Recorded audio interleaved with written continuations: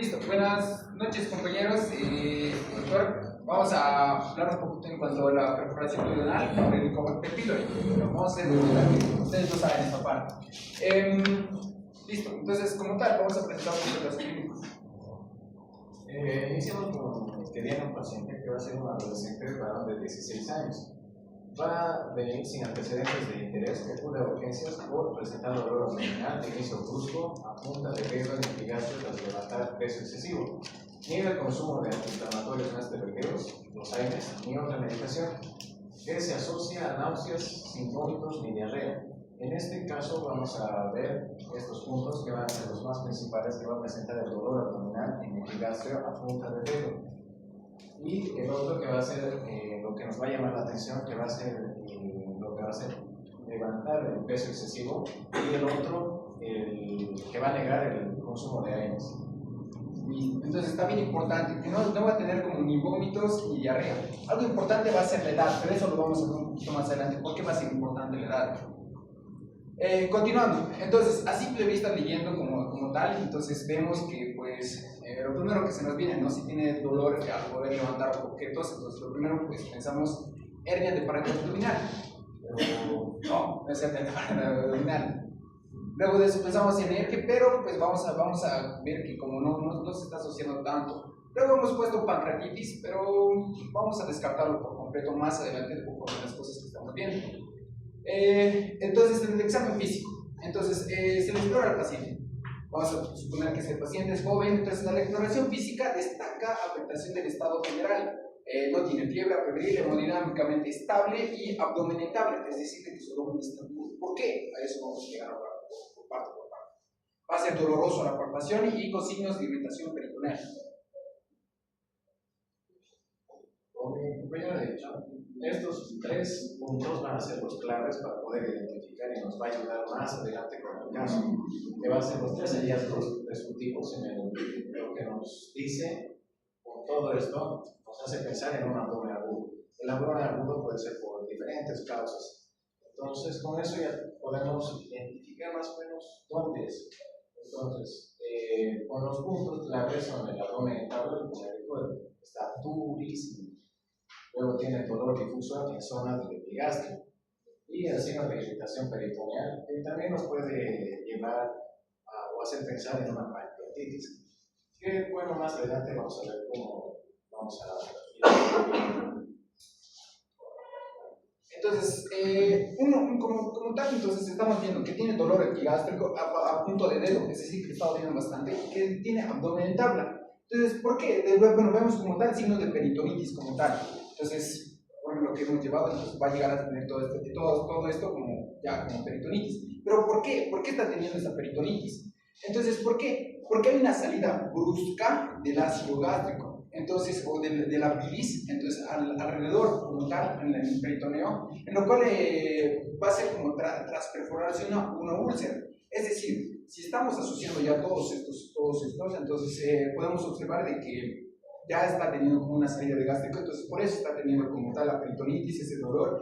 ¿Y va a ser por qué? Porque el ácido clorhídrico genera peritonitis. Y eso va a ser inmediato, o sea, va a ser como algo agudo. Y el esfuerzo de levantar peso aumenta la presión intraabdominal y puede desencadenar a la ruptura de esto como tal. Bien. Ahora, al paciente le pedimos los siguientes laboratorios.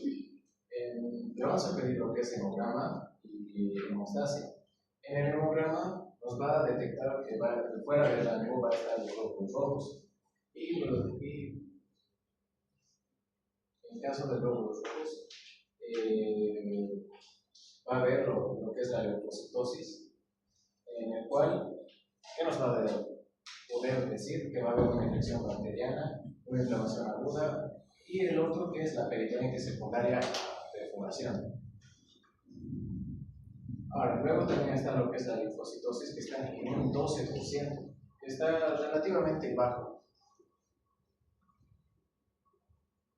Y el otro, que en este caso está normal, pero es importante revisarlo la BCG, ya que nos va a indicar que no, si está elevado, hay una inflamación, se puede decir. Pero como está normal, el rango es de 0 a 15, no tiene ningún grado de inflamación. Los siguientes estudios, entonces vemos primero como tal la milasa. La milasa, entonces, luego también vemos como que la GOT y la GPT que está también elevada, está fuera de rango, y también el lactato deshidrogenasa. Ahora, vamos a ir como viendo también la creatinina. La creatinina, si nosotros podemos ver, está como del 0,5 al 0,9. Es decir, de que está al límite, está al borde, según este laboratorio, ¿no? Entonces, pero sabemos el valor normal, pero en los valores como de este laboratorio está al límite. ¿Pero por qué? Vamos a ir revisando cada parte. Entonces, la milasa como tal, que dice que está al límite, puede subir moderadamente en perforación gastroduodenal por irritación peritoneal. Entonces, por eso estamos observando de que ya está viendo un aumento. Luego de eso está lo que estábamos hablando de GOT y el GPT. Entonces, van a estar ligeramente elevados. ¿Por qué? Porque va a tener una citolisis leve y en específica.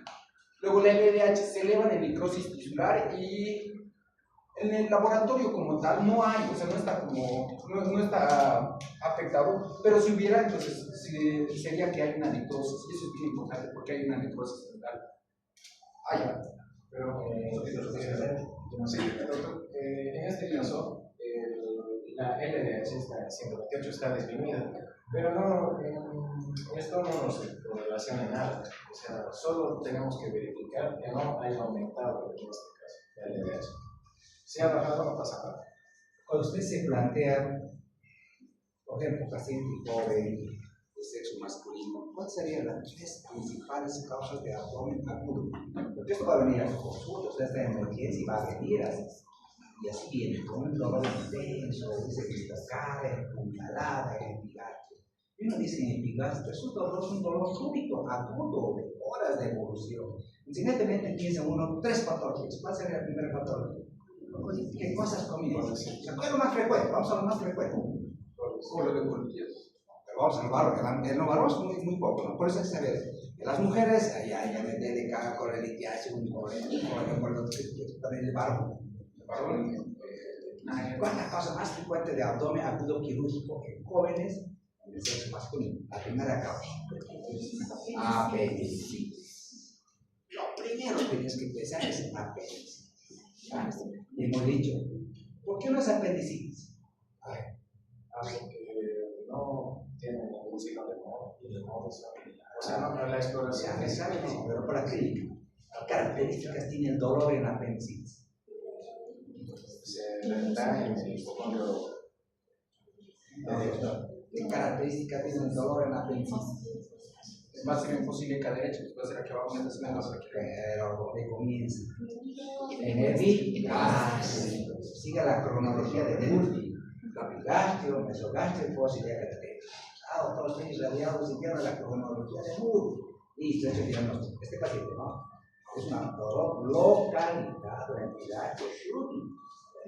Ahora, otro diagnóstico que también, digamos, vamos a ver el otro tercero. El otro es la pancreatitis. Tan frecuente, porque está más relación con el dolor, pero seguimos la segunda causa. El abdomen. Esto es médico, quirúrgico. ¿Qué características tiene el dolor en la pancreatitis? Inicia en el epigastrio y da como cinturón hacia la parte de los porque el páncreas es retroperitón. Entonces, y ese epigastrio bonito se impulsa de costado, empuja, nada. Según la escala de Evans, te van a decir 10 sobre 10, doctor, ¿no? 10, pero ni si sería in situ, es el diagnóstico de pancreatitis. Miren, con un solo síntoma, ¿cuál es el diagnóstico de pancreatitis? Y lo tercero, perforación del estómago. Ahora, por ejemplo, ¿por qué siempre se piden en estos abdómenes amilasa y lipasa? para descartar lo que es el pancreatitis. Pero ¿qué características tiene? Por ejemplo, ¿cumple para pancreatitis o no cumple? ¿Cuáles comparamos para pancreatitis?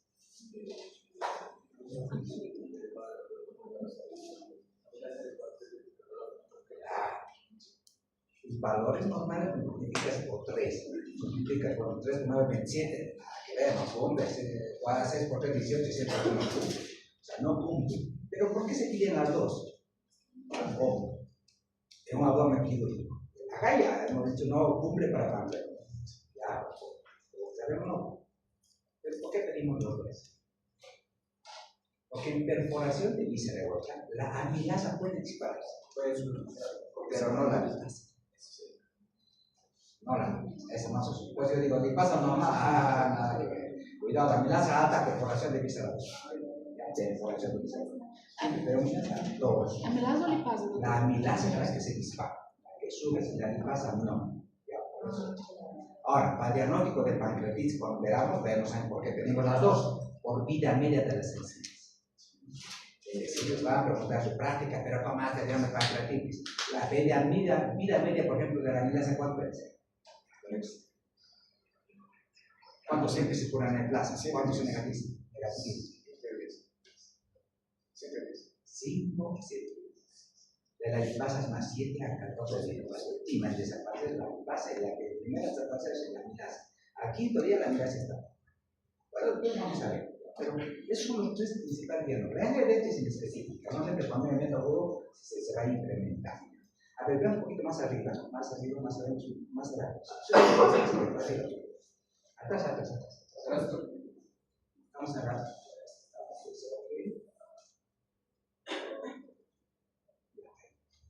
Siempre vean, ¿no? Por ejemplo, a veces por ejemplo, podemos indicar, es una perforación de pisa hueca con peritonitis o sin peritonitis. Cuando hay peritonitis, ya, en este caso puede ser una peritonitis estéril, ya, a veces peritonitis infectadas o estériles también, pero hay peritonitis química, no química, en este caso digamos es química, ya. Pero cuando la peritonitis es bacteriana, por ejemplo, si ustedes analizan, se perfora el estómago, ¿qué bacterias colonizan el estómago? Casi ninguna, porque es un pH ácido, es bactericida, ninguna. Por lo tanto, es química la peritonitis que ocasiona este tipo de perforación, ¿ya? Pero en cambio, si usted dice una perforación de colon, ahí vas a encontrar procas altas, leucocitosis altísimas, el paciente está chocado. Entonces, es una perita química secundaria a la perforación. Perfecto, ya vamos a los laboratorios, está muy bien. Entonces, estamos pensando por dolor, vamos a pensar en perforación de víscera. Perfecto, y lo primero que voy a pedir es la radiografía de tórax. Vamos a la radiografía de tórax. ¿Qué es la radiografía de tórax? Listo, entonces en el estudio de imágenes vamos a ir como tal dice el doctor, como radiografía de tórax, luego vamos a hacer como la ecografía y luego una taco abdominal. Entonces cada uno lo vamos a ir desglosando. La radiografía de tórax como tal se ve con cúpulas. Entonces vemos aquí una radiografía y estas serían las cúpulas. Entonces estas son las cúpulas en el cual ha habido como una perforación y en el cual ha habido como un neumoperitoneo, que lo cual es muy clásico en una perforación duodenal, y va a ser como este aire va a ser por la perforación que ha habido. Entonces, ¿por qué? Entonces, si se produce una perforación en la pared del duodeno, el aire y el contenido gastrointestinal se va a escapar y va a ir hacia lo que sería el espacio abdominal. Entonces, por eso está viendo esto. Entonces, un sitio característico del neumoperitoneo. ¿Por qué el aire sube así? ¿Por qué? Y el líquido se va abajo. Por grave. El líquido siempre debe decir arriba, y el otro va para abajo. El otro es porque es la peritonitis y esta es imagen típica de neumo, como en árabe gaviota, ¿ya? Pero no es tan típico eso de la imagen del lado izquierdo, esa imagen que tú ves. Más, fíjense, siempre en el lado derecho. En la práctica es un poquito más teórico, pero en la práctica siempre, porque en la izquierda te puedes confundir, es la cámara gástrica, es el ángulo esplénico del colon, es muy difícil ver eso. Pero en perforaciones grandes como de colon, van a poder ver así las dos imágenes, debajo de los dos semidiafragmas. Si tú ves esa rayita que tú ves, esos son los semidiafragmas para arriba. Por debajo de los semidiafragmas ves esa imagen oscura, ¿no? Y ese es el neumoperitoneo. Bueno, esto es muy importante porque en ese tipo de pacientes, nosotros pedimos placar. Vemos esto y directamente aquí. Ya no hay que esperar. No vas a hacer tomografía, nada. Este paciente es un abdomen agudo quirúrgico, es una probable perforación de visa ruega. Vemos sus sentencias epidemiológicas, el factor de la principal cosa. Aquí no. Solo viendo las placas. Ya solo viendo las. Vamos, seguimos. Luego se realiza también para controlar lo que es la ecografía abdominal, en lo que siempre es el líquido libre. Exactamente por eso es que se pide la ecografía, para descartar si hay líquido o no hay líquido. En el caso, digamos que sea este paciente, en la ecografía se ha visto que hay líquido libre en las terrazas, o sea, entre el hígado y el riñón más o menos.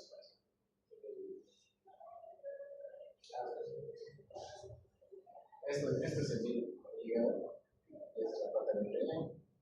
Entonces, en este espacio es donde se acumula ese líquido. Entonces, Luego, en el TAC, entonces observamos, este es como un corte de tomografía a través de la pared central del abdomen que muestra como los órganos. Este está normal, entonces aquí vemos el hígado, corresponde al estómago, la páncreas, está normal, pero de nuestro paciente era así. Entonces, vemos, ¿no? Entonces, hay un neumoperitoneo y sobre todo hay como perihepático y el líquido libre entre alzas de las venas. Entonces, no soy muy experto en imagen, pero siento que nos puede ayudar un poco a interpretar. Sí, si ustedes ven esa imagen, es el aire oscuro que ven como burbujas de aire, todo eso es el aire, realmente no tendría que ser. Entonces, esa imagen, pues aire, es aire, como la radiografía, lo mismo acá está bien. Obviamente acá se ve del lado izquierdo, va para arriba, va así, y vas viendo del lado izquierdo del paciente y va así, por eso que iba al lado derecho, no solo de abajo. Y ahí va a ser bien, a esas imágenes, como en burbujas. Eso es típico de corazón de visceral. Entonces, ya tenemos como tal el diagnóstico, ya tenemos las imágenes, ya sabemos lo que tienen. Entonces, vamos a hacer. Acuérdate, vamos a ver acá un poquito, es importante un consejo, ¿verdad? Este tipo de pacientes, no se olviden que el paciente puede estar cruzado con páncreas. Ya está, gracias a Dios, los doctores te llegaron y no hay nada y la creatinina normal puede hacer esto. Pero sin creatinina normal, cuidado. Uno de los errores que cometen los médicos es pedir a todos tomografía con contraste y resulta que era una pancreatitis y el paciente el contraste le dañó el riñón. Ese paciente ha muerto no por la pancreatitis, ha muerto por la indicación que ha dado el médico de hacer una tomografía con contraste. Cuando hay alta sospecha de que no tenemos la guardia del paciente está muy mal, le hacemos una TAC abdomen simple. Y a una TAC abdomen simple está de una idea general, ¿ya? Pero te estás cuidando el riñón. Estás cuidando el riñón, no tener un laboratorio. Te puede salir una amilasa alta. Escucha, ¿es pancreatitis o qué es? ¿No? Estoy en la duda y ya la TAC sí. Tenga mucho cuidado, no entrar. Cuando ya veamos pancreatitis, vamos a ver cuál es lo indicado. No se debe hacer, porque en muchos casos no cambia nada. ¿Ya? En la pancreatitis, por ejemplo, es como los pacientes que tienen más hemorrágico, la lesión recial sobre todo hecho se define. ¿Ya? Inclusive si el paciente tiene pancreatitis, yo no voy a hacer nada en las primeras semanas. O sea, no cambia nada de la clínica. Te va a decir necrosis o quiste líquido, pero el manejo es el mismo. Solo ante duda diagnóstica, solo como en este caso, ¿no? O es perforación o es pancreatitis. No sé por qué la conducta libre o a cirugía o no a cirugía. Ante duda diagnóstica, si tienes buena función renal, hazle comporta. Si no tienes buena función renal, así. Eso recomiendo. Luego pasamos a hacer como. se hace lo que es la laparoscopia exploratoria, en el cual vamos a realizar y al explorar se va a encontrar con lo que es la perforación de la úlcera abdominal que vamos a realizar su tratamiento con una sutura posterior en el lavado de la cavidad peritoneal. Aquí hemos buscado un video, entonces ahí vamos a poder observar cómo es una úlcera y cómo llega a aparecer como está perforada, ¿no? Entonces, se observa, entonces ya hemos como hecho y pues aquí como tal se va a empezar a mostrar. Si ustedes prestan atención ya y pues, lo que sería la úlcera. Entonces ya está perforada y para poder hacer el tratamiento que lo que mencionas se hace como la sutura. Entonces ahí vemos que pues, empiezan a suturar.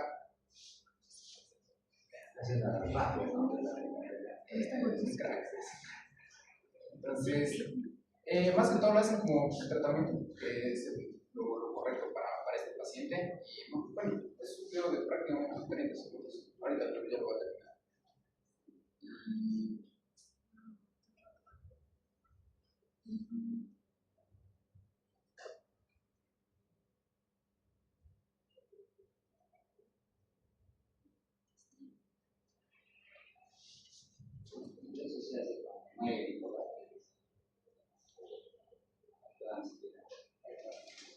comunicar en las cirugías, no nos olvide hacer esa terapia de la úlcera, se hace con parte de pito, ¿no? Para un poquito mejorar les hacen piloroplastia, no miento, debe ser vagotomía. No soy el que es vago, o sea que también va a llegar y que están metidos o a las úlceras, o sea, aprovecha ese vagotomía, lo que antes hacía, ¿no? Pero aprovecha para hacer vagotomía. Y ahí se acaba ya la historia de los hay que, para llegar ahora a saber por qué ha sido la causa, tenemos que sacar de nuestros laboratorios, que va a ser el único, en el caso del helicobacter pylori, se hace lo que es la prueba de aliento. Ahorita vamos a ver exactamente eso. Entonces, ya. Tras 6 días, después del ingreso dado de alta de 5 aplicaciones, con seguimiento en consulta externa de gastroenterología. Entonces, después de que el paciente ya se entonces vamos a ver por qué, ¿no? ¿Qué ha pasado? Entonces, se realizó el estudio de Helicobacter pylori en test de aliento que resulta positivo, por lo cual se inicia el tratamiento erradicador con cuádruple terapia de sulfametrazol, tetraciklina y metronidazol. Entonces, ha tenido como tal un antecedente del paciente cuando no sabíamos que era Helicobacter. Y ahora, ¿esto cómo sucede? Hay que imaginarse, digamos, el estómago y coloniza lo que es el helicobacter. El helicobacter produce lo que es la furiasa. Se encapsula el helicobacter en una parte del estómago, más exacto en el antro, en el cual esa cápsula va a generar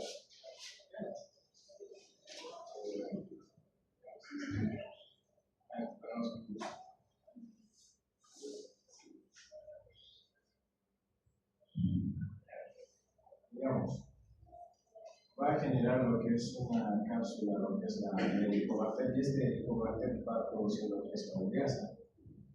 Esta ureasa va a hacer que haya mayor irritación en el estómago, el cual va a haber lo que es la producción de gastrina, y esta gastrina va a destruir todas las capas del estómago. Entonces va a ir perforando capa por capa hasta lograr perforar el estómago. Y así es, sucede en el caso del helicobacter. Dentro de la fisiopatología de la úlcera, vamos a ver eso. Ya con se produce la hipergastrinemia, lo que hace esta bacteria es inhibir a la somatostatina. Usted que la somatostatina es la que suprime la producción de ácidos, ¿no? Y si esta la inhibe, claro, entonces va a haber una hipergastrinemia porque no requiere la suprima la gastrina, ¿no? Entonces se va a producir la hiperproducción de ácido clorhídrico igual. Es incluso colonizante, ¿no? Sí, justamente como va a pasar en el antro gástrico, entonces va a disminuir la somatostatina en las células D, y eso va a producir lo que sería la gastremia, lo que decía el doctor, y va a aumentar la secreción ácida. Entonces, al aumentar la secreción ácida, ahí se empieza a formar la úlcera, y va a progresar, y va a comprometer por lo que corresponde, va a salir el líquido, y por eso tiene ese dolor abdominal característico.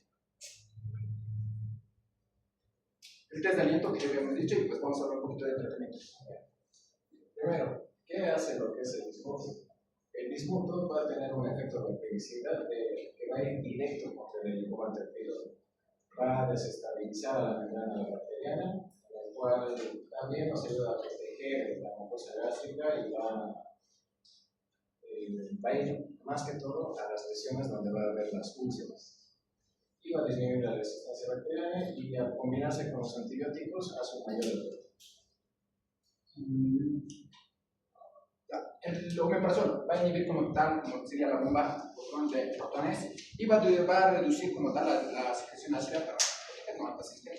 Y esto eleva como el pH gástrico y permite que los antibióticos actúen mejor, es decir, para que puedan como bloquear lo que sería el helicobacter, y favorece la cicatrización de la úlcera. Luego pasamos a lo que es la tetraciklina. La tetraciklina va a ser el característico del ser un antibiótico bacteriostático que va a bloquear la síntesis de las bacterias en la pared de la 30 ribosomal, y va a ser muy efectiva contra el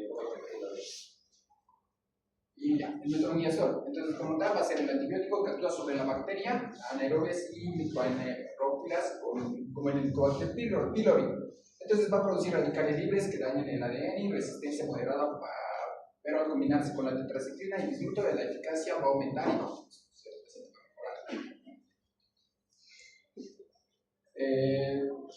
tratamiento, pues posteriormente se comprueba la eficacia del tratamiento mediante el test de antígeno monoclonal NS que resulta negativo. El paciente se encuentra mejor y actualmente se encuentra asintomático y con un examen físico.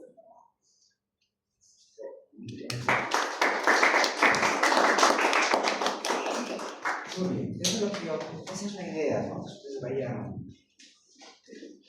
interesándose, vayan investigando. O sea, su creatividad está muy bien, los videos están excelentes, los videos. La idea es que esos conocimientos se vayan. Así como lo viste, por ejemplo, de acuerdo como complicación, vamos a ver que será como complicación. Y en los dos casos se debe insistir en la etiología. Es decir, no es suficiente, digamos, por algo operar el bicho como era suficiente. Uno tendría que pensar siempre, o sea, ¿qué ocasiona la úlcera? Es lo mismo, si un paciente sangra por una molestia y dice, por una úlcera sangró, yo tengo que ver, ¿es una úlcera H. pylori positiva, es una úlcera H. pylori negativa? O sea, tengo que seguir. Nosotros tenemos hospital, le controla la hemorragia, le suprimo el IBP, pero no es suficiente. Entonces, yo voy a buscar el Helicobacter, lo voy a identificar como este caso, lo voy a tratar, me voy a asegurar de erradicarlo, como hicieron ellos, y después de 5 está tratado. Listo, chicos, muy bien. Vamos a ver, ahora va a ser más fácil. Ahora vamos a ver entonces esto. Por favor, muchas preguntas son largas.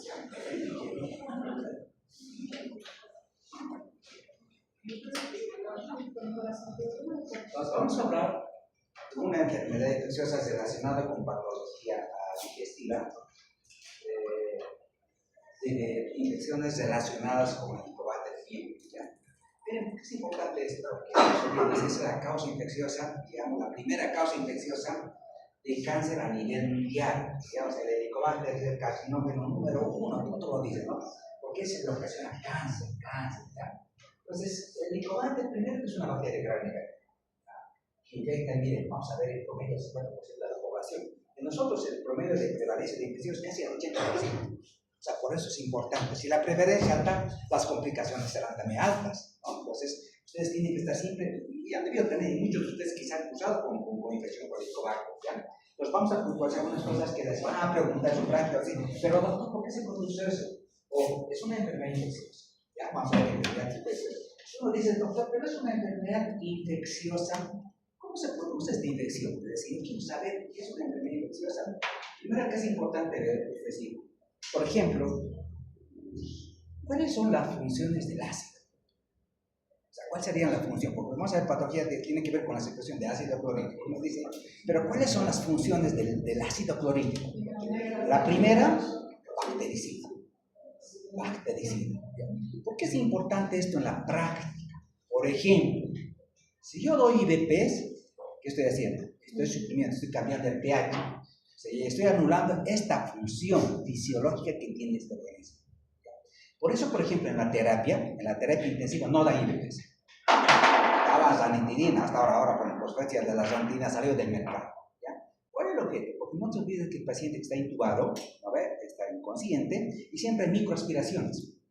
Entonces, si tú suprimes el pH, alcalizas y las bacterias empiezan a proliferar en el estómago. Entonces va a broncoaspirar. Se hacen neumonías nosocomiales asociadas a ventilado, tienen que ver con eso. Los terapeutas decían, solo van a trabajar ranitidina, vamos a suprimir, pero poquito la suposición de ácido, pero no al nivel como lo hace el IBP. Por lo tanto, están contraindicados. Por ejemplo, ¿dónde están contraindicados? En los pacientes hepatópatas. El hepatópata es un paciente inmunodeprimido, ¿ya? Si tú le das, por ejemplo, IBPs, ¿qué va a pasar con el paciente? Primero, vas a suprimir la función ácido, vas a anular esta barrera, y después, ¿qué viene? Entonces, las bacterias que normalmente no proliferaban en un medio ácido del estómago, ahora lo van a realizar. Entonces, esa proliferación va a pasar al tubo digestivo, al intestino, y el intestino se va a alterar la microbiota intestinal. Y eso, esa microbiota, o sea, antes no proliferaba, hay bacterias que no había porque el pH lo protegía, pero tú con la IBP has hecho que eso cambie, has cambiado la microbiota. Entonces hay una mayor proliferación de bacterias y mayor riesgo de translocación bacteriana. O sea, entonces, el paciente que tenía ascitis, fácilmente así, peritonitis bacteriana espontánea. ¿Dónde estaba el problema? En el IBP. O sea, que tener mucho cuidado con cortar esta base. Entonces, ojo, es una de las funciones es esa, ¿no? La función bactericida. La otra función, ¿cuál es la otra función? Del ácido, porque estamos hablando con ácido. Uno, la función de activación. ¿A quién activa el ácido? Al pepsinógeno, lo transforma en pepsina. Dicho ácido clorhídrico más pepsinógeno igual pepsinas. La segunda función es esta de activación. ¿Por qué eso les decíamos? ¿Por qué es importante esto? Porque al subir el pH, yo le inactivo a la PEP. Sí, y hemos dicho esa es la base del tratamiento de la hemorragia digestiva. Estoy inactivando, y al inactivarla, la función de la pepsina es la proteólisis, la degradación de las proteínas. Como está inactiva, al final del coágulo de la hemostasia se forma un coágulo de fibrina. ¿Y qué hacía la pepsina? La degrada. Pero como estaba inactiva ahora, no hay quien la degrade, entonces se estabiliza el coágulo de fibrina. ¿Ya? Entonces ahí tiene que ver la importancia de la activación e inactivación de la pepsina. El ácido clorhídrico activa. ¿Ya? La tercera función permite la absorción de ¿quién? Hierro, principalmente hierro no gel, ¿no? Hay hierro gel y el hierro no gel. El hierro gel debiendo de proteínas de origen animal y el hierro no gel de los vegetales. Entonces, el de los vegetales tiene que ser activado de fésico a ferroso. ¿Ya? De fésico a ferroso. Entonces necesita activarse. ¿Ya? Y esa función la hace el ácido clorhídrico. Permite la absorción de hierro no gel, ¿ya? Permite la absorción de calcio, de magnesio, de vitamina B12. Ahora ustedes se imaginarán, pero doctor, si le doy a la larga, ¿no? Le doy a la larga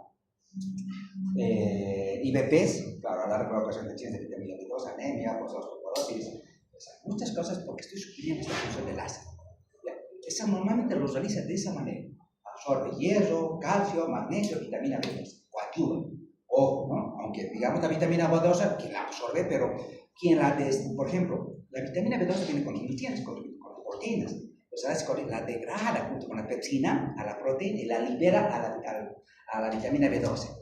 La libera, ¿ya?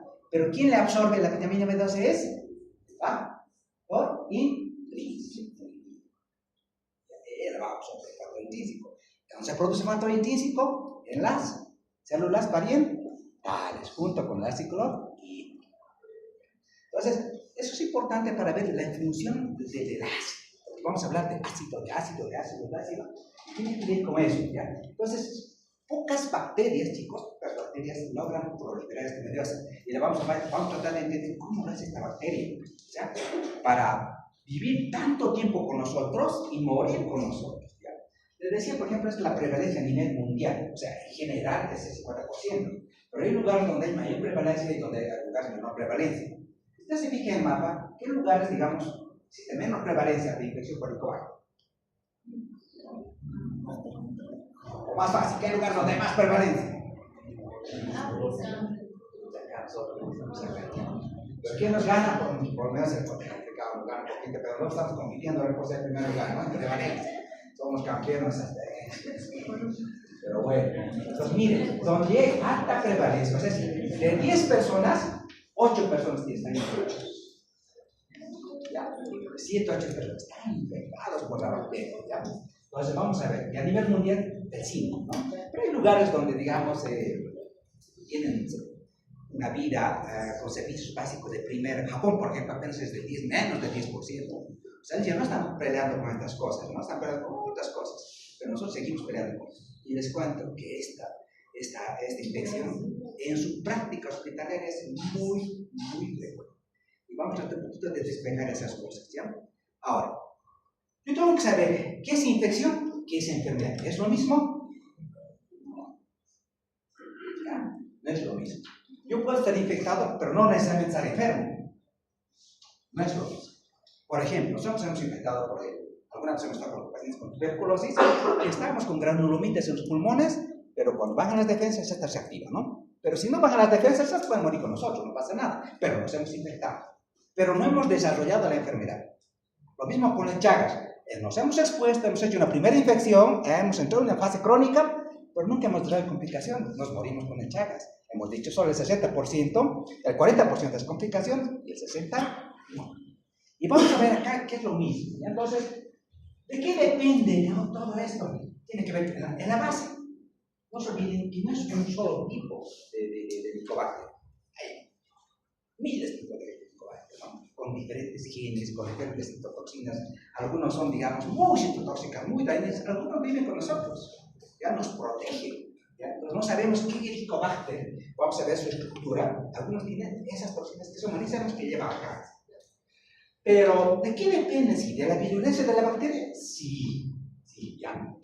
Pero ¿de qué más depende? De la inmunidad de cada persona. ¿Ya? De su genotipo, de su fenotipo, de cada persona. Entonces, no todos somos inmunológicamente iguales. Les decía, en inmunidad, ¿qué sexo es más fuerte? ¿El masculino o el femenino? El femenino, siempre el femenino. Pero eso les traiciona demasiado. ¿Ya? ¿Por qué, por ejemplo, cuando ellos van a como que contrarrestar una infección, por cualquier infección de una bacteria, las mujeres responden de una manera tan exagerada, ¿no? Que los hombres no tanto, por eso que tiene que ver con la propiedad de la mujer, entonces empiezan a ser enfermedades autoinmunes.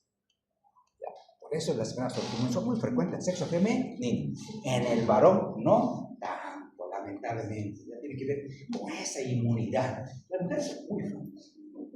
Si usted ha visto en la práctica, yo por ejemplo les cuento esto, no tenía 10 prematuros, los 10 prematuros eran, no sé, a ver, ¿quién vive, no? Prematuritos, para otros. ¿Quién cree que ha habido más? De los 10 prematuros, las mujeres. Y los varones totizos. Ninguno ha sobrevivido.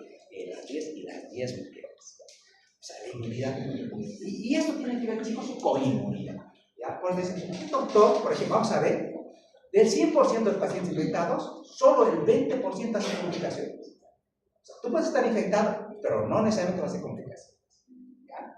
Entonces, pero hay personas como Chagas y otras igual, no van a hacer complicaciones. Entonces nos infectamos, digamos, como la forma de transmisión. Esta es la una, ¿no? La oral y la otra es la fecal oral, ¿no? Y se ha mostrado genéticamente que la madre puede proteger a su hijo, ¿no? Han visto que los dos helicobates, la madre tenía los mismos genes de su helicobacter que de la mamá, entonces esto se puede contagiar a través del beso, a veces sí que hay reflujo, todos tenemos reflujo, entonces pasa el helicobacter del estómago hacia la boca, con el beso, las caries, entonces hay oral, ¿ya? Una forma de contagio. Por eso es importante dedicar a una persona y ver también qué está pasando en la parte. Y ver qué está pasando en la parte. Podemos tener también, o estar todos infectados, pero no todos desarrollan la enfermedad. Y lo otro que es más importante, obviamente, es la fecal oral, ¿no? El manipular objetos contaminados. Por eso es que, por ejemplo, en otros países acá de Sudamérica, el nivel socioeconómico no es igual, ¿no? O sea, el nivel de desarrollo tampoco es igual. Los carecemos de servicios básicos, de agua potable. Entonces, eso dice, miren, el principal factor de riesgo que hace que una persona se infecte por esta bacteria es haber vivido un nivel socioeconómico bajo durante la infancia, antes de los 10 años. Antes de los 10 años. En lugares de hacinamiento, falta de agua potable, ese es el principal factor de riesgo. Entonces, por eso, por ejemplo, de los pacientes que vienen de la ciudad a la consulta, de la ciudad, raras veces, ya no tengo pacientes yo, digamos acá, desde nuestro medio entorno urbano, que vengan con infección. Todo quien se viene de la ciudad. Todos vienen con cáncer por todo, todas las complicaciones, úlceras, hipercias, todo viene del área rural. Por eso, el que viene del área rural, hace que tengan que buscar en el fondo, tengo que buscar infección por helicobacter. Yo sé que a veces está parasitado, porque el parásito ya me va, pero en el fondo también existe esto. ¿Ya? Pero miren esto, ¿qué les parece eso?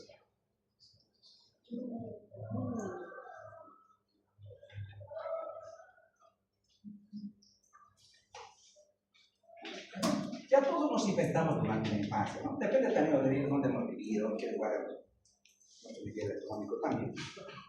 Pero una vez que infectamos, hay pocos casos que, digamos, de helicobacter activos en niños, ¿no? muy pocos casitos, ¿no? A partir de los 10 empieza a ver 10, 12 añitos, ya 15 años ya empieza a ver, ¿no? Pues eso tiene que ver también con el tipo de dieta, con los hábitos, ¿no? Y peor, uno está llegando, digamos, a los 15, 16, 17 años, ¿qué pasa? El tipo de alimentación varía mucho. Los hábitos también, los que varían, empieza a tener el cigarro, la bebida, el alcohol, todo eso empieza a cambiar muchas cosas, ¿ya? Y la dieta, no digamos como que necesitamos vegetales como antioxidantes, pero esto no siempre se puede, ¿ya? Entonces, esos cambios de hábitos, costumbres, el tipo de alimentación, un poquito como que alteran la inmunidad. Y ahí empiezan ya estas enfermedades a desarrollar. Pero una cosa que yo tengo que saber, y eso es muy importante, ¿ya? El 80% puede estar infectado. No te recuerdo. Por ejemplo, si el doctor le viene, doctor, pero me he hecho esta prueba de serología del Helicobacter, me ha salido positiva. Estás expuesto, te está indicando por qué. Porque la serología te dice que tú has formado anticuerpos contra esa bacteria. Has estado expuesta a la bacteria, ¿ya? Pero no significa que estés desarrollando lo que tú tienes este año. Pero tú le preguntas, ¿tiene algún síntoma? ¿Alguna molestia, dolor, hinchazón en el estómago? No, doctor, tranquilo. ¿Por qué? Porque tú no tratas laboratorios, tú tratas pacientes, ya, con síntomas, ¿no? Entonces, ojo, puede ser un error, imagínate, de laboratorio, que a veces se confunden, ¿no? Desde cambian de nombre o le cambian de lugar, o sea, y tú inconscientemente dices, no, te voy a tratar, tomate esto. Resulta que había un error. Pero siempre, chicos, la clínica es mandatoria. O sea, el 20% va hacia la complicación. Vamos a ver. Ay, esta bacteria. Entonces, ¿qué esa bacteria sabemos que es gran negativa? Es importante porque voy a saber los antibióticos tienen que tener ese espectro de acción, ¿no? De cubrir gran negativos. Miren, microfílica se quiere pocos niveles de oxígeno. Están pequeñitos, micros, ¿no? Miren, tiene sus factores que le permiten a la movilidad de llegar a la glucosa. Es una cosa que yo debo saber. Es de crecimiento lento. Sería 2 semanas. O sea, se quieren medios especiales de cultivo. Debemos crecer. Normalmente, por ejemplo, ¿en qué tiempo crecen las bacterias? 3 días, 72 horas, por el filigrama la voy a poder tratar. El resto en 2 semanas. Pues no me da tiempo. Ya no se quieren medios especiales, es muy caro. Raras veces la cultivamos. El tratamiento no se hace con cultivo. Siendo así, inclusive el traslado mismo hasta el lugar del laboratorio y altera la muerte. Entonces es muy difícil cultivar. Raras veces se tiene cultivos positivos. Entonces, ¿por qué se tienen medios especiales de cultivo? Pero este bichito es esta bacteria, miren. Tiene toda una estructura, ¿no? Toda una estructura. Los flagelos, miren, 6 a 8 flagelos que le permiten moverse. Gracias a esa movilidad, ¿no? Va a llegar a la glucosa. Tiene esas toxinas, ya, toxinas, isotoxinas, de estas por ejemplo, esta es la adenina. La toxina gamma está relacionada con el cáncer gástrico. Pues en otro lugar, por estar haciendo, diferenciando, a ver, el gen del helicobacter, ¿no? Yo quiero saber si, digamos, si tengo este helicobacter con este gen o tiene con este gen. O sea, ¿es cagado o baja? Entonces, encaja, doctor, mucha cáncer, hay que asegurar de certificar, no es de ver cáncer. Entonces, esta es la adenina, ¿ya? Pero su estructura tiene adhesinas, vamos, que le permiten adherirse a la glucosa, enzimas que le permiten atravesar la capa de evadir la respuesta inmune. Tiene toda una estructura, pero lo más importante, esta bacteria produce esta enzima, la ureasa. Miren, esta enzima que hace la ureasa, actúa sobre la urea, de la forma, ¿no? Amonio y CO2, ¿no? Entonces se crea, como dicen, una nube de amonio. O sea, el amonio le va a dar un pH alcalino. Se va a crear un pH, un micronicho de su ambiente, un pH alcalino, una nube de amonio, ¿ya? Entonces, él se crea un ambiente alcalino, ¿no? Porque para protegerse del pH ácido del estómago. Entonces, pero lo hace gracias a la ureasa, ¿ya? Por eso, muchos exámenes tienen que ver con esta enzima, con la ureasa. El test de aliento tiene que ver con la ureasa. Vamos a ver más adelante. Miren acá, logra colonizar. Miren, va desde un pH ácido de 1.3, con este promedio 2.0. Miren, él va a ir a buscar un pH más alcalino. Y cerca al epitelio, el pH es casi un pH de 5 a 7. El primero se mete al fondo, de la superficie se va a ir al fondo. Gracias a esas adhesinas que tiene, se va a adherir al epitelio. ¿Ya? Se adhiere, ¿no? Va a evadir el movimiento, se va a adherir, ¿no? Y empieza a hacer daño de la mucosa, ¿no? Altera las uniones intercelulares, va a haber disrupción de estas células, y miren, y se forma esta como una biopelícula. Entonces se crea esta nube de amonio gracias al agua. El pH, mira, aquí ya se metió hasta el fondo, pero ahí se crea una nube de amonio y está multiplicándose, ¿no? Claro, el contacto desde la bacteria con el epitelio ocasiona una respuesta inflamatoria. Empieza a ser una gastritis, la inflamación crónica de la mucosa. Ya le viene la gastritis por Helicobacter pylori. Ahora, miren, todos estos sí tengo que saber qué enfermedades están asociadas a la infección por Helicobacter, cuáles son las digestivas y cuáles son las hematológicas. Por ejemplo, las digestivas, si les preguntan en el examen, ¿cuál es la enfermedad digestiva más frecuente relacionada con el Helicobacter pylori? ¿Cuál es? Ah, ¿por qué? Pues está bien el porcentaje, pues chicos, miren. Cuando uno estudia tiene que ver porcentajes, tiene que ver, no tiene que ver, ojo, si yo comparo porcentajes, yo estoy a ver, ¿por qué me va a preguntar? ¿Cuál es la condición más frecuente? Claro, las úlceras, lejos las úlceras.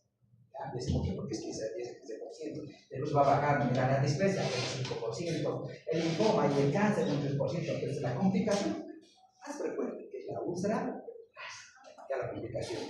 ¿Por qué es importante esto? Por eso les decía, si yo tengo un paciente que va a hacer hemorragia digestiva y una úlcera, yo tengo la obligación de descartar que no sea colérico. O sea, no es suficiente tratar la hemorragia por eso. Tengo que ir de por. Es decir, debe hacer las pruebas que vamos a ver enseguida. Y dicen, no, pero es una úlcera, por ejemplo, con un paciente de la tercera edad, H pylori negativo.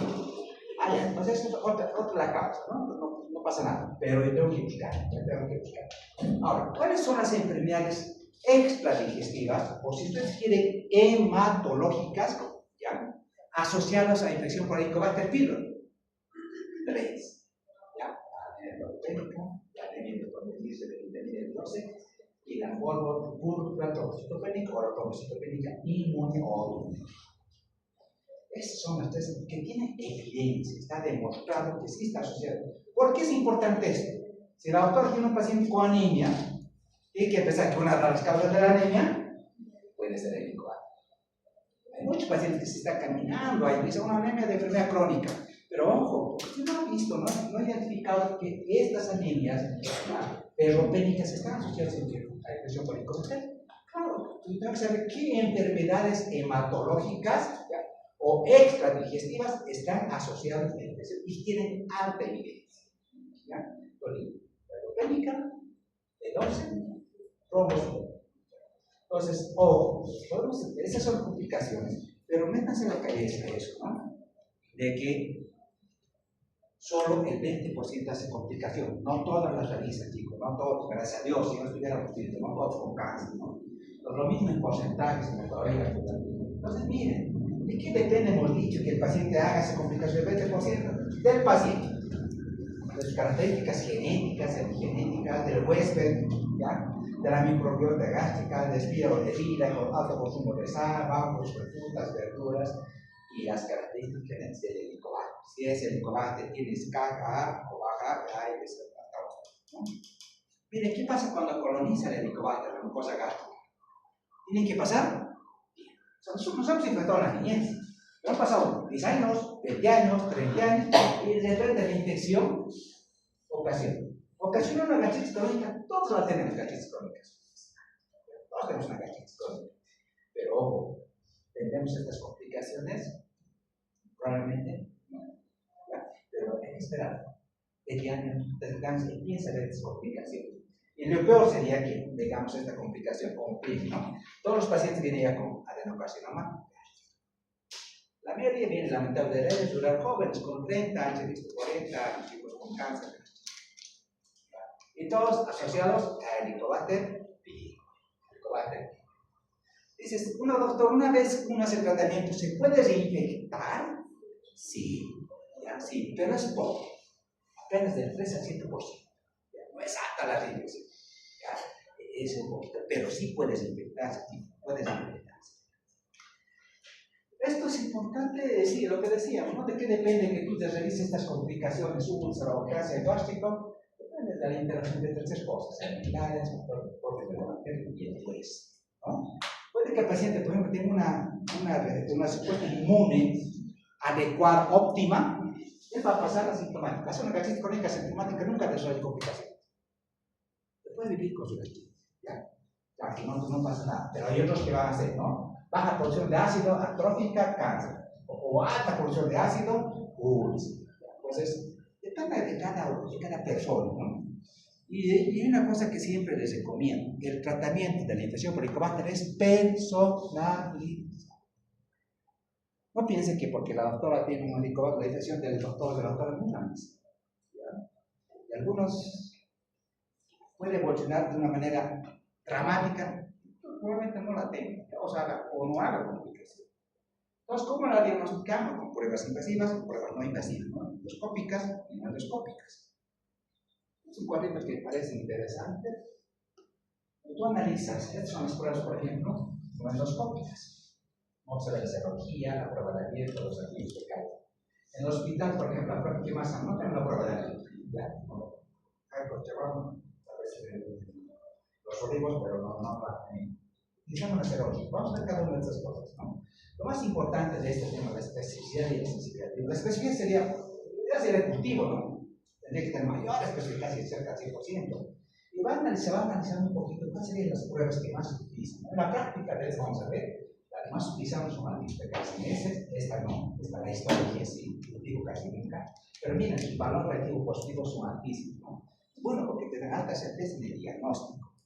Pero ¿a quiénes tendrías que realizar estas pruebas? Eso es importante. La endoscopía, ¿a quién podríamos realizar la endoscopía?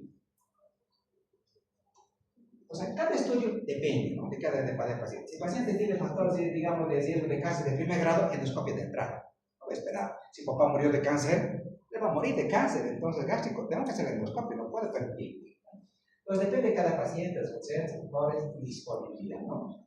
Claro, por ejemplo, en Chile he visto que el acceso a la endoscopia no está fácil, ¿no? O sea, aparte que es cara, no tiene como nosotros y mañana ya te hacemos la endoscopia, aquí es el acceso más fácil, tal vez por población, ¿no? Pero en otro lugar no hay necesidad de endoscopia, entonces tenemos que batirnos con las pruebas no endoscópicas. Entonces, a todos los pacientes que debemos hacer, vamos a ver, a esos que tienen úlceras, linfomas, bueno, vamos a ver lo más importante, las pruebas no invasivas. ¿Qué pruebas me interesan que yo debería conocer? Esta es la primera. La serología. La serología, pero no por la cualitativa, la cuantitativa. Es decir, nosotros tenemos un hospital titular. Es decir, ¿sabes? ¿Qué más serología y valores nomás está bien? Estamos haciendo, esto vamos a hacer con un grupo, vamos a hacer un poquito este estudio, están haciendo en Chile, ¿ya? Están viendo ellos, por ejemplo, como ellos tienen alta prevalencia, todos tenemos, dicen, como el acceso a la endoscopía es difícil, voy a titular. Están demostrando que cuando los títulos de la serología cuantitativa están arriba de 100, entonces hay alta concordancia con la biopsia y con los antígenos fecales positivos. Cuando están mayores a 100. Yo empecé a pedir a los pacientes, a 3 años que voy pidiendo a los pacientes, ¿no? Quiero ver también si hay concordancia entre los títulos, porque si esa concordancia fuera arriba del 90%, no necesitaría pedir otro estudio, porque ya este primer estudio me está dando alta certeza de positividad. ¿Ya? Cuando mis títulos son arriba de 100, chicos, he encontrado concordancia con el antígeno de carbono positivo, con la biopsia positiva. ¿Ya? Eso significa, obviamente, que estamos en población más, ¿no? Pero ese estudio va a salir de Chile, ¿no? Este año va a salir, se va a publicar. Me parece muy interesante, va a cambiar un poquito la conducta de eso. Es decir, costo con la serología, ¿por qué? Porque es accesible, de bajo costo, ¿no? Y es rápido, entonces esto va a ser muy beneficioso. Pero títulos arriba de eso. ¿Ya? Títulos arriba de eso. Ahora, ¿esto me sirve para hacer seguimiento? No. ¿Ya? Porque te dice solamente la exposición. Puede indicar que mientras más alto, movilidad, pero ojo, ¿por qué? Porque esa memoria de esa exposición de esos anticuerpos tarda en desaparecer hasta 6 meses, hasta 1 año. O sea, no te sirve para ver erradicación, para ver pronóstico, no te sirve. Solo te puede dar una idea, ¿no? Depende de los títulos o los valores de que tengas una enfermedad. Es decir, La memoria serológica tarda mucho en desaparecer. Ahora, la otra prueba que sí ustedes pueden hacer es esta. Antígenos de carcerenses, ¿no? Entonces yo le pido al paciente, haces una muchita de esas, aprovecho para pedirle serología para anemia y ya, ¿no? Porque no visto, la serología se me pide también el antígeno, pero del parásito.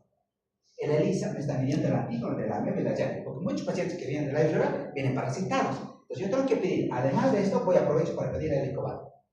Miren, el helicobacter me dice, doctor, positivo. Y sus valores, mira, no vas hasta 20 nanogramos por ml, pero apenas es 62. Entonces, he descartado la parasitosis y he confirmado lo que estaba sospechando, secreción. Pero esto, a diferencia de todos los otros exámenes, este me dice infección activa por el helicobacter. Por ejemplo, esta prueba la podría hacer los niños jovencitos que no pueden hacer endoscopía. Sí, estaría indicado. Solo la muchita de ese, listo. Si tienen problemas dispépticos, ya como esto. Esta es la prueba que usted más se pedía a ti. Antígenos de calcio en eso. Tampoco es caro, ¿no? Pero además de confirmar actividad, te confirma erradicación. Es lo que hicieron también los del caso clínico. Ellos confirmaron erradicación porque hicieron antígenos de calcio en ese. A las 4 semanas, sin IBPs, dio negativo. Da negativo, pues puedes erradicar, ¿no? Y esa es la ventaja de antígenos de calcio. Te confirma actividad, pero te permite verificar erradicación. Esa es la ventaja. Y es bajo costo, es accesible, ¿no? Ahora, esta otra prueba que también es interesante, que estoy utilizando en el hospital, es la PCR. La PCR. ¿Quién me hace la PCR? Me detecta ahora el ADN de la vaca. Me voy a llegar más allá. Primero el antígeno, pero ahora es el ADN de la bacteria. Entonces, cuando hay duda o resistencia, la ventaja de esto viene, digamos, la PCR para detectar esto en las heces, ¿no? Entonces, en las heces, con resistencia a la claritomía. Sí. Es igualito que el Ginexia, ¿no? En el Ginexia que te detecta el ADN del micobacterium con resistencia al rifampicina. Es lo mismo. Pero en este caso yo necesito confirmar esto. En muchos casos todavía estos estudios, estos medios están en curso, y algunas veces me dan unas no concordancia, digamos, ¿no? Resulta que el antígeno me sale negativo, pero la PCR me sale positiva. Oye, pero el paciente tiene clínica, digo, quiero estar seguro. Pero a veces me guío a la clínica, el ELISA, con antígeno negativo, pero la PCR, siento habiendo clínica, ¿ya? Si no, pues a la endoscopía. Si veo factor de riesgo, lo voy a mandar a la endoscopia. ¿Ya? Pero en este caso, por ejemplo, me dicen, PCR, doctor, detectado. Me dice, detectado. Resistencia a claritomicina, no detectado. Entonces dice, utiliza el tratamiento convencional. ¿Ya? Convencional. No necesita hacer mucha modificación. Porque estoy haciendo una prueba de susceptibilidad. Esto es muy importante, pues. Antes hacían muchos tratamientos empíricos, ¿no? Porque no teníamos esto. Esta prueba de la PCR se hace en heces y se hace en las biopsias gástricas. Tú puedes pedir endoscopía más PCR para el helicobacter con resistencia a claritomicina. ¿Por qué? Porque te garantizas éxito del tratamiento, ¿no? Porque muchos pacientes dicen, no, doctor, resistencia a claritomicina, sí, detectado. Ya no puedes utilizar claritomicina. O sea, por lo menos en el programa no cubre ya otros medicamentos. Por ejemplo, yo doy levofloxacina, pero el programa no cubre. Porque un esquema de tratamiento te cuesta entre 800 a 1000 bolivianos. O sea, no es barato, ¿no? Entonces es carito el tratamiento. Peor si quieres que sea de primera línea, peor todavía. Y si las cosas es minuto, peor todavía, se te sube por más de 1000, ¿no? Entonces he empezado a ver yo, en base a esto, a hacer mis esquemas de tratamiento, ¿ya? Y vamos a ver qué pasa más adelante. Entonces esto de la PCR es muy importante. Esta prueba de aliento, sí es importante la prueba de aliento, porque igual que el antígeno, chicos, se acuerdan dos cosas. Te permite infección activa, ¿por qué? Porque el helicobacter está haciendo todo lo mismo, ¿no? Llega el carbono marcado con carbono reactivo marcado con carbono 14 o 13 también, si no es tóxico. Entonces, ¿qué pasa? Entonces, digiere el helicobacter, como tiene su uretra, lo descompone y elimina, ¿no? El CO2 marcado con el carbono. Pero ¿quién está haciendo que ese carbono se vea exhalando? La urea se la bacteria.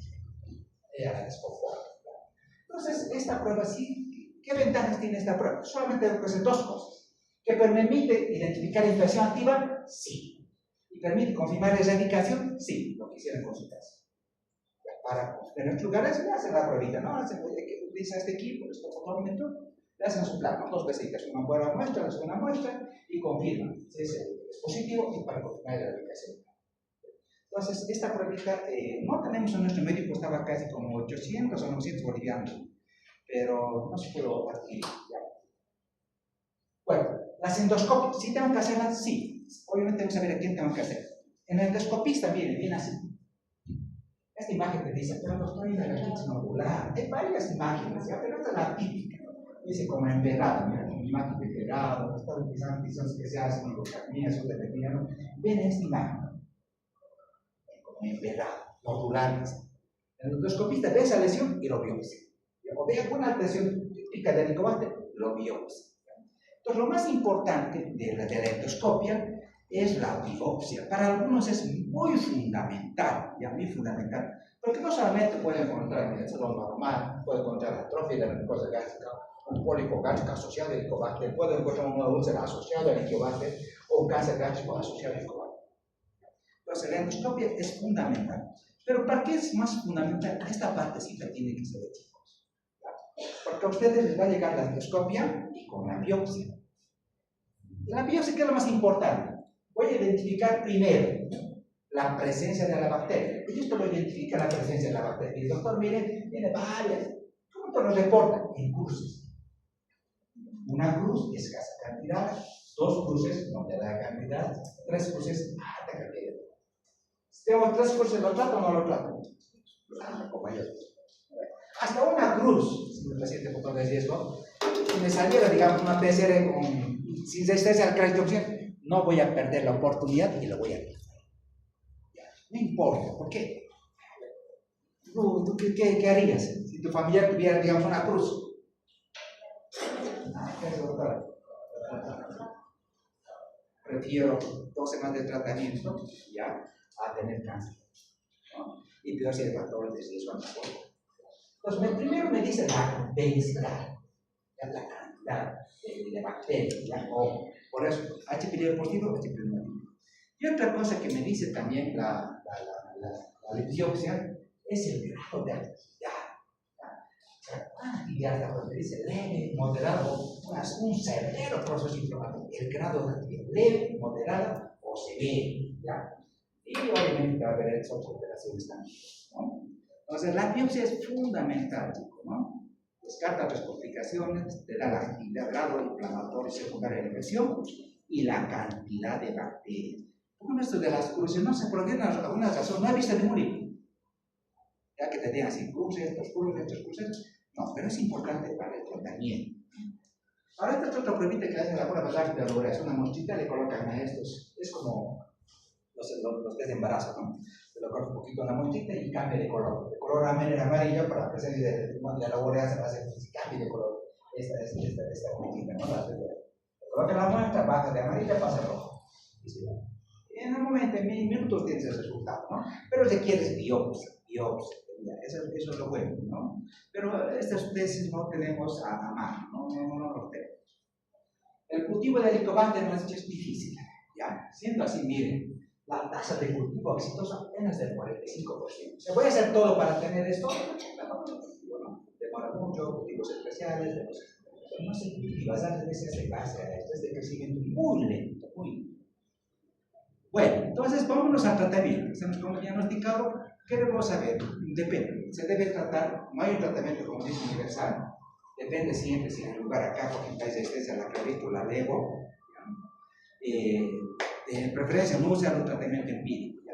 Este cuadrito, por ejemplo, parece interesante. ¿Qué les parece este cuadrito?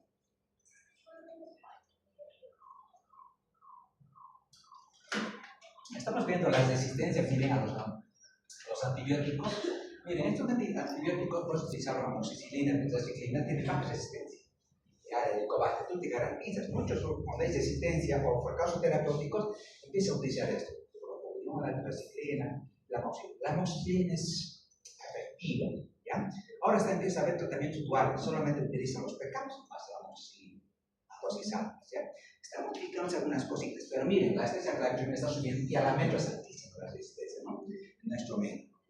Entonces, ¿esto tenemos que saber? Sí, ¿no? Ahora, siempre se hacen pruebas de susceptibilidad de ya siempre mejor. Ahora tenemos la PCR, utilizamos la PCR. ¿Ya? vamos a ver si importa. ¿Por qué falla el tratamiento? Primero, ¿cuáles son las causas del tratamiento? Primero, no prescribir 30 meses antes del descubrir. Ese es el primero. Ustedes dicen, no, el paciente está comiendo junto con los alimentos, o sea, consume los medicamentos junto con los alimentos. Nada, fíjense, 30 segundos antes de las bombas, antes de que las bombas se activen. Antes de que las bombas se activen. Siempre hay que indicar, esto es importante, hay que anotárselo, ¿no? Que si cada 2 horas, el paciente no sabe cada 2 horas. Nada, ahora, 7 de la mañana, 7 de la noche. O sea, hay que anotarse. Son fallas en los tratamientos chicos que hacen al fracaso, ¿no? Por eso fracasan. Pese inclusive a que tienen pruebas de susceptibilidad, dicen, ¿por qué ha fracasado? Pero era sensible. Claro, pues si no lo has indicado cómo tiene que tomar, ¿cómo no va a fracasar? O sea, eso está en el medio. Entonces, ¿cuáles son las 3 reglas de oro? ¿Cuándo, cuál, cómo? ¿Ya? ¿Cuándo debo hacer tratamiento? Siempre pacientes con síntomas. Ya, siempre pacientes con síntomas. Pacientes con síntomas, peor si tienes otra antecedentes, ¿no? ¿Qué tratamiento le voy a hacer? Primero, la base del tratamiento tiene que ir con quién. Parte de la adherencia es la anacin. Miren, esto está cambiando un poco. ¿Por qué está cambiando un poco? Porque yo tengo que lograr que el pH se haga un pH alcalino. ¿Por qué es importante? Hemos dicho, ustedes han escuchado, que la bacteria se crea su propio medio alcalino. Ese se produce, se multiplica feliz. Entonces yo tengo que crearle un falso ambiente. Ya tengo que engañar a la bacteria. Decir, bueno, te voy a alcalinizar tu medio y tú feliz, ¿no? Entonces, subimos el pH, alcalizamos el medio, ella se multiplica y yo le pego con sal. Esa es la base. Esa es la base del tratamiento. ¿Qué ha cambiado? Vamos a ver enseguida la importancia de la suspensión ácida. La duración. Antes era 7 días, 10 días, ahora es 14 días. Ahora es 14 días. Pero esto de la acidez es bien importante. Entonces, subo el pH. Y este es un cuento que se les dice en la práctica que me interesa. Miren, yo necesito subir el pH acá a 6 a 8. Y la pregunta es, doctor, ¿qué medicamento me permite suprimir el pH con una potencia que se quiero y llegar al pH? Si yo comparo, miren, los ARA2, los IBPs y los PKs. Estos son los últimos. Vamos a comparar el IBP. El IBP mantiene el pH intergástrico mayor a 4, pero ¿durante cuánto tiempo? Apenas 10 a 14 horas. Necesito darle cada 12 horas. ¿Ya? Es un poquito, por ejemplo, las dosis han cambiado también. Antes era 20 cada 12 horas, ahora es 40 cada 12 horas. 40 cada 12 horas. Pero miren este último que ha salido. Este ya tenemos ahora, otros pH ya tenemos, los PK. ¿Qué pasa con esto? Mantengo el pH mayor a 4 ya en la primera dosis y durante 24 horas. Entonces los esquemas están cambiando. Están empezando a utilizar esto como antibióticos, ¿ya? Por la potencia de su presión ácida, alcalinizar y efecto bactericida. Bueno, está aquí. Esto se los he colocado porque es importante. Miren, yo me baso en esto también. Es decir, a menor edad, si ustedes ven acá en este estudio, menor prevalencia de resistencia. A mayor edad, claro, las personas son más expuestas a antibióticos, más resistencia. Entonces, en los menores de edad, por ejemplo, del área rural, menos exposición. Menor edad, menos exposición. Es una garantía de éxito. Ya, yo tengo que ver eso, ¿no? Lugar, edad, y aquí miren, este estudio dice, mientras menor edad de más de 40 años, la resistencia a la claritroxina es del 19%. Le dicen, para fracaso tiene que ser mayor al 25%. Y el resto, miren, empieza a tener más resistencia. Pues a menor edad es menor, ¿no? Este es el esquema de primera línea, ¿ya? Esto es lo que les decía que ha cambiado. Pero vamos a ver lo que estamos haciendo. Por ejemplo, si yo tengo una prueba que me dice, vamos a ver más adelante, pero este es el esquema, miren, clásico hasta hace poco.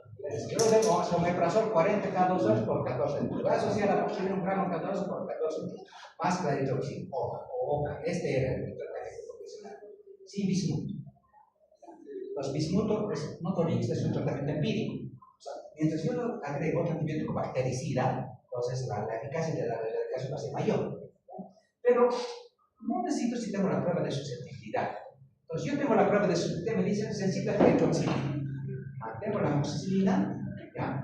Y el omeprazol. Yo, por ejemplo, no tengo en mi hospital de omeprazol, porque cuesta más caro. ¿Ya? Utilizo el omeprazol a 2 a 40 miligramos, subo la dosis.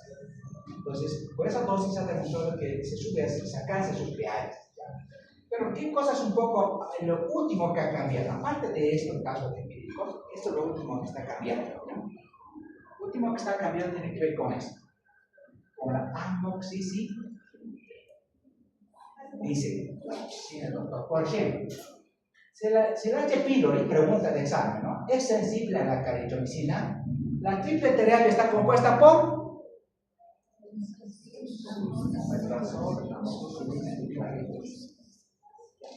¿dónde está un poquito la diferencia? Podría estar en A2. Esto es lo que ha cambiado. Ustedes darle un gramo 3 de sal y hacer un gramo cada 12 horas. Esto ha cambiado. Está cambiando. Lo último que ha cambiado es recién. Ahora, por ejemplo, pregunta de examen. Si es sensible al levofloxacin o resistente a claritromicina, el esquema que yo estoy utilizando es con levofloxacin. ¿Ya? Va bien. ¿Ya? Entonces, ¿cuál sería el esquema en caso de resistencia a claritromicina? El esquema sería esomeprazol o omeprazol, lo cambia, amoxicilina y levofloxacin por 14 días. Entonces, miren, yo no necesito, si tengo prueba de susceptibilidad, no necesito utilizar bismuto de momento. Ya no necesito, voy a asegurar que es así. ¿Dónde me voy a trabajar? En indicar el horario de toma, ¿ya? Cuando pase los horarios, más un poquito en la adherencia, voy a ir a la adherencia del tratamiento, ¿ya? Porque ya me he asegurado sensibilidad, o sea, no necesito cambiar mucho, no necesito hacer otros tratamientos, ¿no? Claro, tiene después los otros tratamientos que dicen, ¿no? Que dicen, mire, estos son sistemas de rescate, tiene que ver con osomeprazol, cortisona, minoxidilina, pero esto es lo que le tiene que cambiar. Miren, cuando ustedes dan una dosis, se daba cada 12 horas de la amoxicilina, esto cambió, ¿no? Se tomaba concentración plasmática en picos. Pero si lo doy cada 6 o cada 8 horas, es más sostenido. Estos estudios han permitido cambiar. Dice, no, doctor, cuida. Inclusive, si el paciente es gordito, 10 kilogramos peso. Si es mayor a 70 kilos, utilice 50 miligramos 3 veces al día. O es el medicamento base ahorita, ya base para el tratamiento. Bueno, después de la reivindicación, ¿por qué se debe controlar? Hemos dicho con la prueba de aliento o la prueba de antígenos, después de 4 semanas, ¿ya? De uno dice, doctor, siempre mejor biopsia. No solamente, no es suficiente, digamos, la no presencia de la bacteria, no interesa tanto, dice, si no hay alteraciones histológicas. Entonces, el seguimiento uno lo hace con biopsia. Listo, chicos, entonces quedamos con eso, esa observación, y todo H. pylori encontrado es el mata.